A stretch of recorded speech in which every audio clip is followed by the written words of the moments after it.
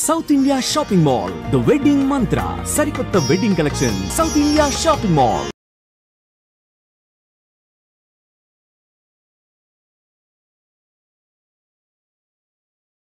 Welcome to another episode of Ramoism. ప్రపంచంలో ఎక్కడ చూసినా సరే కుటుంబానికి ఉన్న ప్రాధాన్యత ఎంత అంటే టెర్రరిస్టులకు కూడా ఎక్కడో అక్కడ 5-6 మంది భార్యలు, వాళ్ళకి బోల్డ్ మంది పిల్లలు, వాళ్ళందరినీ వీళ్ళు చూసుకోవడాలు లాంటివి జరుగుతూ ఉంటాయి. కానీ ఒక్క రామ్ గోపాల్ వర్మ గారికి మాత్రం కుటుంబం అన్నా కుటుంబ వ్యవస్థ అన్నా కూడా పెద్ద ఇష్టం లేదు. ఈ విషయాన్ని అనేక సందర్భాల్లో ఆయన చాటుకుంటూ వచ్చారు. ఎందుకంత ఇష్టం ఇవాళ మాట్లాడదాం.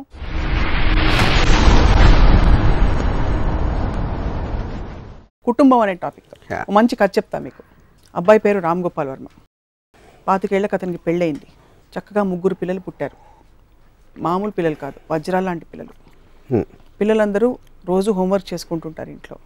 వైఫ్ని సినిమాకి తీసుకెళ్ళడం, బాధ్యతలు, కూరగాయలు తీసుకురావడం లాంటివి చేస్తూ ఉంటారు. పిల్లలు బాగా వృద్ధిలోకి వచ్చి పెద్దవాళ్ళు అయ్యారు. తర్వాత వర్మ గారు పోయారు. ఎలా ఉంది స్టోరీ? మా అందరి ఇంట్లో జరిగే స్టోరీ అది. మీకు ఎలా అనిపిస్తుంది? హారర్ స్టోరీలా ఉందా లేక? హారర్ స్టోరీ కాదు, బోరింగ్ స్టోరీ అంతే. సో కుటుంబం అంటే మీకు బోరింగా హారరా? ఒకటి బోరింగ్, రెండోది అన్నెసెసరీ ఎమోషనల్ బ్యాగేజ్, అనవసరమైన బ్యాగేజ్. అంటే ఒంటరిగా ఉండటంలో ఉన్న హ్యాపీనెస్ని కుటుంబం ఉంటే కంప్లీట్గా కోల్పోతాం. కుటుంబంలో ఉంటూ ఒంటరిగా ఉండడం సాధ్యం కదా? అది పాసిబుల్ కాదు. ఎందుకంటే దానికి కుటుంబంలో ఉంటే మీకున్న పర్సనల్ ఇంట్రెస్ట్ను మిగతా కుటుంబ సభ్యుల కోసం అణగదొక్కుతూ ఉండాలి. అణగదొక్కలేనప్పుడు వివాదాలు వస్తాయి, గొడవలు వస్తాయి, దెబ్బలాటలు వస్తాయి. నాకు కనిపించకుండా పోని ఇలాంటి ఆస్పెక్ట్స్ అనేది నాకు చిరాకు. సొసైటీ నిలబడేదే కుటుంబ వ్యవస్థ మీద. అమ్మ నాన్న ఒంట్లో బాగాలేనప్పుడు చూసుకోవడాలు, గివింగ్, లవింగ్, షేరింగ్, హగ్గింగ్, ఇవన్నీ మీ డిక్షనరీలో లేవా? కుటుంబం డెఫినెట్గా మనం ఇంకో ఎపిసోడ్ కూడా దీని గురించి మాట్లాడడం. దాని వలన ఫ్యామిలీ అనేది it is one of the most principal elements of society particular time పీరియడ్లో, ఎక్కడ ఆరిజిన్ అయినప్పుడు. కానీ అంటే ఇప్పుడు కొంతమందికి ఫ్రెండ్స్ కావాలి, లేకపోతే ఒక వీక్ మైండ్ సెట్ ఉన్నప్పుడు, కానీ ఒక కంటిన్యూస్గా ఒక ఎమోషనల్ బాండింగ్, లేకపోతే కష్టం వచ్చినప్పుడు చెప్పుకోవటానికి ఎవరో ఉండాలి. కాబట్టి వాళ్ళకి ఫ్రెండ్స్, కుటుంబ సభ్యులు లాంటి వాళ్ళు అవసరం అవుతారు. నాకు అలాంటి పరిస్థితి ఎప్పుడు రాదు అసలు. ఎందుకంటే నేను ఎప్పుడు లోగా ఫీల్ అవును, నేను ఎప్పుడు ఇంకొకటి సహాయం నేను అడగను. లోగా ఎందుకు ఫీల్ అవ్వరు అన్నది నేను ఫీల్ అవును, ఎందుకంటే నేను ఎప్పుడు హైలో ఉంటాను. కాబట్టి ఉదాహరణకి ఇప్పుడు కుటుంబం వచ్చింది కాబట్టి నా కుటుంబంలో 2 ఎక్స్పీరియన్స్ చెప్తాను మీకు. డెల్యూజనల్ స్టేట్ అనేది ఆల్మోస్ట్ సినిమా స్టేట్ అనేది నా ఫీలింగ్. సినిమా అనేది ఎల్యూజన్. ఎందుకంటే లేనిది ఉన్నట్టు మీరు తెర మీద కనిపించడానికి ఒక భ్రమ కలిగించడానికి ట్రై చేస్తున్నారు ఆడియన్స్కి. నేను రియల్ లైఫ్లో కూడా అదే భ్రమలో ఉంటాను. So I live in a state of cinema. Its not about I live for cinema అంటలేదు. I live in a state of cinema which actually means creating your own world. నా మైండ్లో ఒక వరల్డ్, ఒక సినిమా నడుస్తుంది. ఆ సినిమాలో నేను ఒక పాత్ర వేస్తున్నాను. అప్పుడు ఏంటి, సినిమాని నేనే తీస్తున్నాను కాబట్టి నాకు అనుగుణంగా మలుచుకుంటూ ఉంటాను. సో అప్పుడు ఇప్పుడు ఫర్ ఎగ్జాంపుల్ నేను ఒక పర్టికులర్ టైంలో నాకు డివోర్స్ అయింది. నేను నియర్లీ 6-7 ఇయర్స్, నాకు సరిగ్గా గుర్తులేదు, ఆ టైం పీరియడ్లో నా డాటర్ నేను చూడలేదు అసలు. ఎందుకంటే ఇప్పుడు తను నా వైఫ్తో ఉంటాను, నేను ఎక్కడో బాంబేలో ఎక్కడ సినిమాలు చేస్తాను. సో అప్పుడు ఎప్పుడైనా ఒక ఇద్దరు విడిపోయినప్పుడు ఆబ్వియస్లీ మనస్పర్ధలు ఉంటాయి, ఏదో కారణాలు ఉంటాయి, వాటెవర్. అది ఉన్నప్పుడు మీ ఫాదర్ ఇలాంటి వాడు, లేకపోతే తన పిల్లలు వినేస్తారు అని చాలామందిని చూసాను. నేను కూడా అంత బ్యాడ్ కాదు, నేను మంచోడిని అని కంటిన్యూస్గా పిల్లలకి చెప్పుకుంటాను. సో అది నేను నా ప్రైమరీ ఎయిమ్ అనేది సినిమా ఒక్కటే కాబట్టి నేను ఆ టైం నేను ఇవ్వలేను, ఆ టైం నేను ఇవ్వను అని కూడా నాకు తెలుసు. అందుకని కంప్లీట్గా నేను తన్ని వైఫ్ దగ్గర వదిలేసాను. నేను ఎప్పుడు ఫోన్ కూడా చేయలేదు, మాట్లాడలేదు. 7 ఇయర్స్ అయిన తర్వాత, అంటే ఒక తనకి 12-13 వచ్చిన తర్వాత ఫస్ట్ నేను కలిసిన ఓపెనింగ్ నేను నా డాటర్ రేవతికి చెప్పింది ఏంటంటే, నువ్వు నా గురించి ఎంతవరకు ఏ విన్నా అంతకన్నా వరస్ట్ మనిషి నేను. ఎందుకంటే నేను ఎంత వరస్ట్ మనిషో వేరే వాళ్ళకి తెలిసే ఆస్కారమే లేదు, నా ఒక్కడికి తెలుసు కాబట్టి చెప్తున్నాను. ఏమైనా కూడా చాలా తక్కువ నా గురించి. నేను ఎక్స్ట్రాడినరీ సెల్ఫిష్ పర్సన్ని, సెల్ఫ్ సెంటర్డ్ పర్సన్. నేను నా ఆనందం తప్పితే ఎవరి గురించి దేని గురించి నేను కేర్ చేయను. సో నువ్వు నా కూతురు కాబట్టి okay, I love you, but if you don't like me I have no problem. నాకు ఇంకోళ్ళు నాకు మీద ఇష్టపడటం నాకు ఇష్టం లేదు. ఫస్ట్ ఆఫ్ ఆల్ నేను నాకున్న కెపాసిటీలో నీకు ఏదైనా ఫైనాన్షియల్ లేకపోతే ఏదైనా కాంటాక్ట్ ఇలాంటి హెల్ప్ చేయమంటే చేస్తాను ఎప్పుడు నువ్వు అడిగినా, కానీ నీ కోసం నా టైము నా మెంటల్ ఎనర్జీ ఇవ్వను.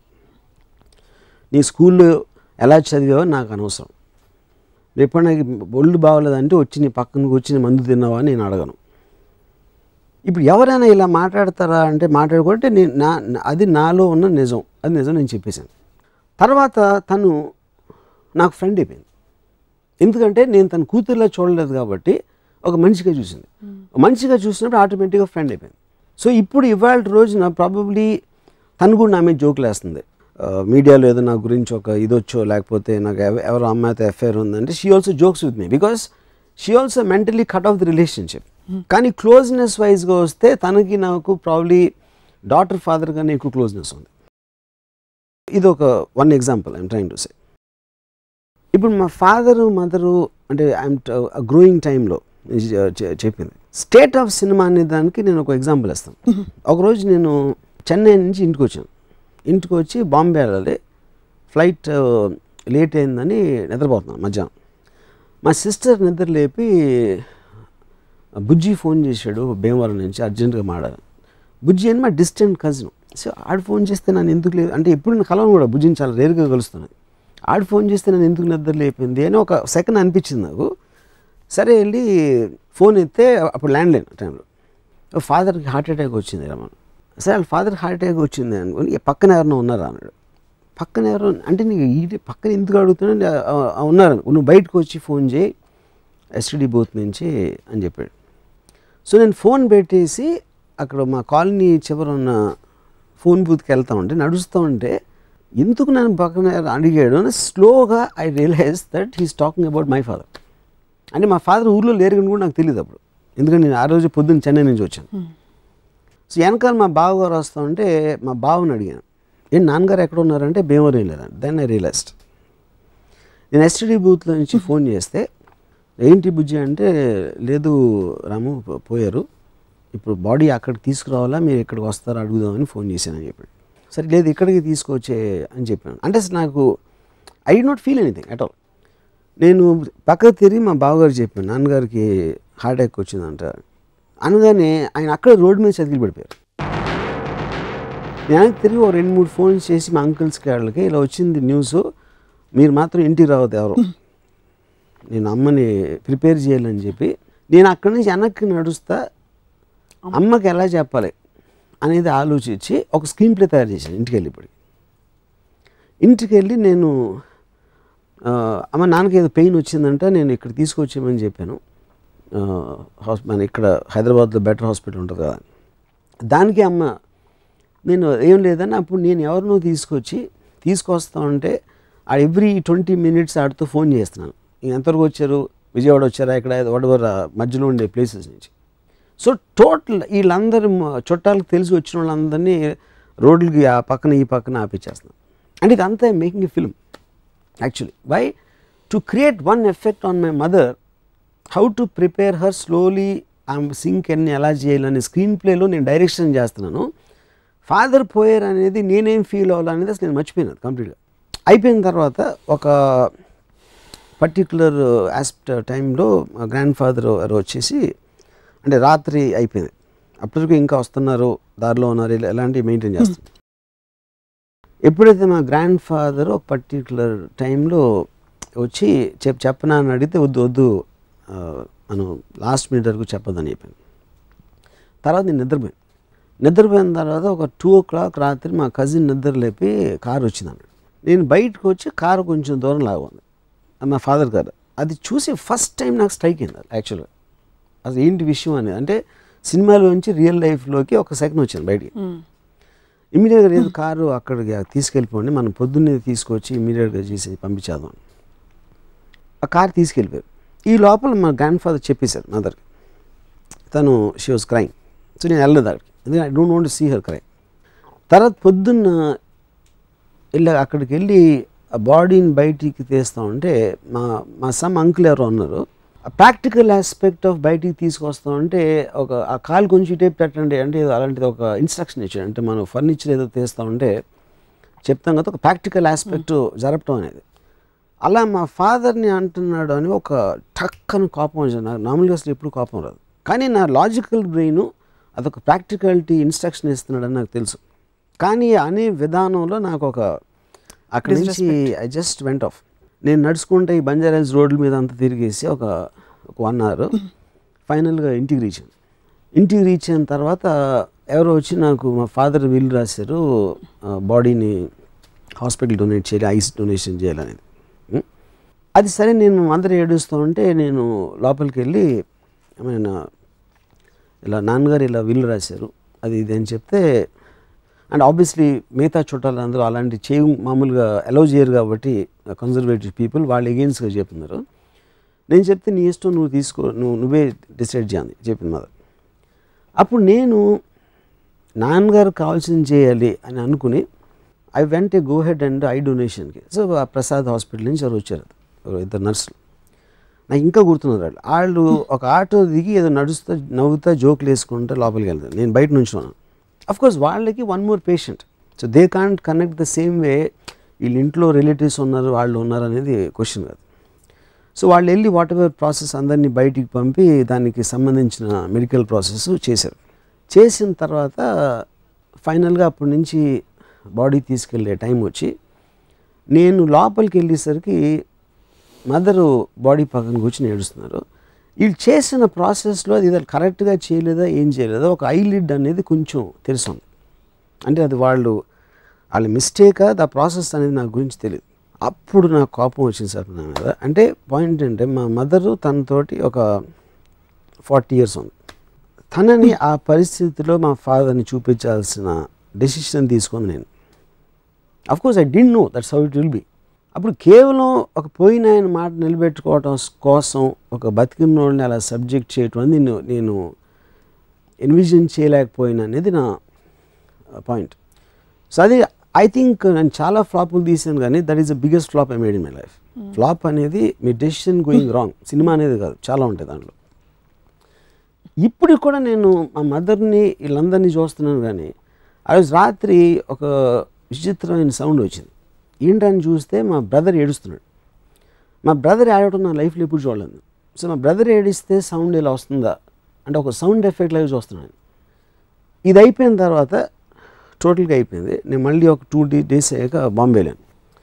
నసిరుద్దీన్ షా యాక్టర్ని ఏదో దాన్ని కలవటానికి వెళ్తే నసిరుద్దీన్ షా సడన్గా అరే రాము ఇప్పుడే విన్నాను అంటే ఆబ్వియస్లీ హిందీలో జరిగింది కాన్వర్జేషను, మీ మదర్ పోయారంట కదా, ఐఎమ్ వెరీ సారీ అంటే ఆబ్వియస్లీ తనకి ఏదో రాంగ్ ఇన్ఫర్మేషన్ వచ్చింది. సో నేను ఇప్పుడు మా మదర్ కాదు ఫాదర్ అంటే ఆయన ఎంబారెస్మెంట్ ఫీల్ అవుతాడు కదా అని నేను వదిలేసి అవును అనుసరి. అప్పుడు తను ఆయన మదర్ గురించి చెప్పడం మొదలెట్టాడు. అంటే అప్పుడు నేను చెప్పడం మానేశాను కాబట్టి మళ్ళీ మీ మదర్ వయసు ఎంత, మదర్ పేరు ఏంటి, ఈ కాన్వర్సేషన్ ఎక్కడికి వెళ్ళిపోయింది. ఇప్పుడు మధ్యలో నేను చెప్తే లేదని మదర్ కాదు ఫాదర్ అంటే ముందు ఎందుకు చెప్పలేదు అంటే it almost became a inefficient comedy in a sense of the word. అది అయిపోయింది. దాని తర్వాత నియర్లీ 7 years అయిన తర్వాత ఒకరోజు నానా పాటేకర్ ఇంట్లో పూణేలో కూర్చుని అబ్ తక్ చెప్పన్ స్టోరీ గురించి డిస్కస్ చేస్తాం. నేను నానా పాటేకర్ ఒక రైటరు, ఒక అబ్ తక్ చెప్పన్ డైరెక్టర్ షిమిత్ అమీన్. ఏదో అందులో నానా పాటేకర్ వైఫ్ చచ్చిపోయినప్పుడు తను ఏమవ్వాలి సీన్లో రియాక్షన్ అనేది డిస్కస్ చేస్తా నానా పాటేకర్కి నేను చెప్పాను ఇన్సిడెంట్ నా ఫాదర్ గురించి. చెప్పినప్పుడు ఆ చెప్తా మధ్యలో స్టార్ట్ క్రైమ్. అంటే నియర్లీ 7-8 years తర్వాత అంతవరకు ఏడవలేదు. అంటే అది సినిమా నుంచి బయటికి రావటమా, వేరే కాంటెక్స్ట్లో నేను ఆ మెమరీ అంతవరకు ఎప్పుడు నేను ఫీల్ అవ్వలేదా, I find it very difficult to understand. ఏంటి దానికి రీజన్ అనేది ఎలా ఉంటుంది, ఎందుకు వస్తుంది అనేది till today I can't understand that. So ఒక విధంగా చూస్తే మా ఫాదర్ పోయినప్పుడు ఏమీ ఫీల్ అవ్వకుండా నేను స్టోరీలు చేస్తున్నాను, స్క్రీన్ ప్లేలు చేస్తున్నాను, క్యారెక్టర్స్ క్రియేట్ చేస్తున్నాను, అబద్ధాలు చెప్తున్నాను, దాంట్లో బిజీగా ఉన్నాను. దాని తర్వాత నసిరుద్దీన్ షాతో మాట్లాడితే ఒక విధమైన కామెడీలాగా చూస్తున్నాను దాన్ని. ఇవన్నీ అయిపోయి ఇంకోటి ఏంటి, ఒక చాప్టర్ మర్చిపోయాను. మా మదర్కి నేను ఫోటోలు ఏం పెట్టదా మా ఇంట్లో, ఆ దండలు అన్నీ వేసి నాకు ఇష్టం ఉండదు. ఆ 10వ రోజు 13వ రోజు నాకు వద్దు, వాళ్ళందరూ వచ్చేవాళ్ళు మళ్ళీ వెళ్ళాలని వస్తారు, ఎవరికి ఏం ఫీలింగ్ ఉండదు. అండ్ నాకు ఈ చైర్లో వాట్ ఎవర్ అది వద్దు, let's remember him for the happy times. అసలు ఆయన ఉన్నారు అని మనం అనుకుని అలా ఉందాం, ఆయన గురించి ఆలోచించి అది చెయ్యొద్దు అని మా అమ్మకు ఒక లెక్చర్ ఇచ్చాను. లెక్చర్ ఇచ్చిన తర్వాత నెక్స్ట్ డే మళ్ళీ మా అమ్మ యాడ్ అవుట్ అయినాను. నా లెక్చర్ పని చేయలేదని నాకు కోపం వచ్చింది. ఇంత చెప్పినా కూడా అర్థం చేసుకోలేదండి. సో ఇలాంటి ఆస్పెక్ట్స్ అన్నీ జరిగినాయి ఏది ఈ ఇయర్స్లో.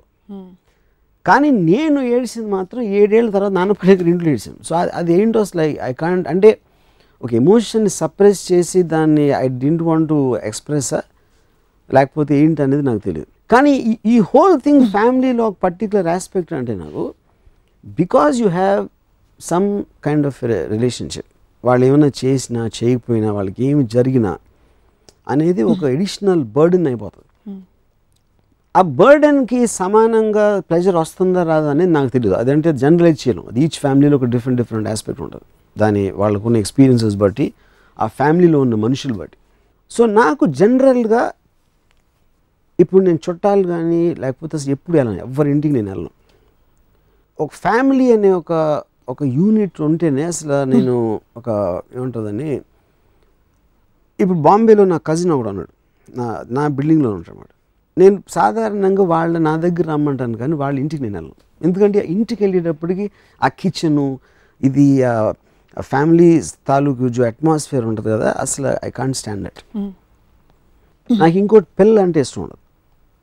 పిల్లలు ఎందుకు ఇష్టం ఉండదు అంటే 2 కారణాలు. ఒకటి, వాళ్ళ వల్ల నా ఏజ్ గుర్తొస్తుంది అని హేట్ టు ఫీల్ ఓల్డ్ ఒకటే.